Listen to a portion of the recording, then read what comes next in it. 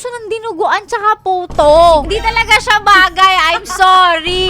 Ano pa ibang weird food combinations Weird mo naman? food combo. Yung yung parang hindi mo in-imagine na perfect sila magkasama. Pero, I mean, pag ibang tao ang nakakita ayaw, weird. Oo. Pero para sa'yo, masarap naman. Sa akin, Meron ka bang ganun? kasi ako, na-enjoy ko din yung puto with dinuguan.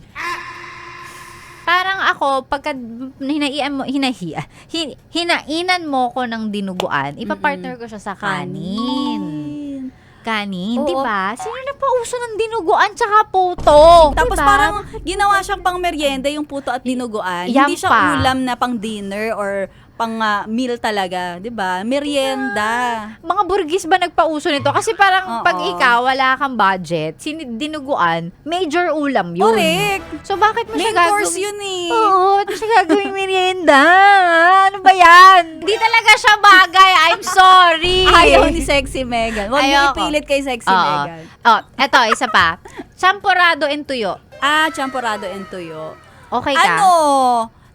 Parang nung una hindi ko talaga bete. Pero nung tinry ko naman, okay lang. Masarap sa champorado ay hindi tuyo. Ano? Yung mga danggit, yun ang masarap kasi crispy. Parang pwede mong kainin ng buo. Oo. Kasi si tuyo, parang natitinikan pa ako kay tuyo. Oo, correct. Sa bagay, pag danggit, pwede Oo, mong diretso. Pero masarap. hindi ko pa rin natatry. Weird food combination, isa pa. Yung kape na sinasabaw sa kanin. Yan. Na-try ko na yan. Masarap naman. Oo, panlamang tiyan. Kasi kasi nung naalala ko nung bata ako, bata pala nagkakape na no? Ginagawa Actually. yan ng mga tita ko. Yan, mga tito. Oh. Tapos, pag umaga, parang yun na yung ginagawa nilang breakfast.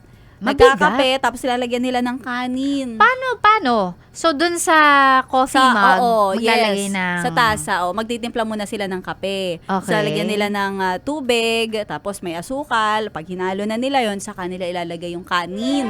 Meron pa ako. Oh. Ito talaga ay na-discover ko lang. So, okay siya sa panglasa ko. Kung i-bash nyo ako, wala akong pake. Ang saging saba, Oo. prito, Oo. isasawsaw sa bagoong alamang. Hindi ko pa na-try yan. Oo. Kasi ako lang yung gumawa. At gustong-gusto ko siya. So, Prito, so pinrito siya, wala siyang Prito. asukal. Oo, wag Okay. wag parang pa-banana cue, wag Oo, ganon. wag ganon. Literal na prito mo lang Prito siya, lang. saging saba. Tapos Tas sausaw bagoong sa alamang. bagoong alamang.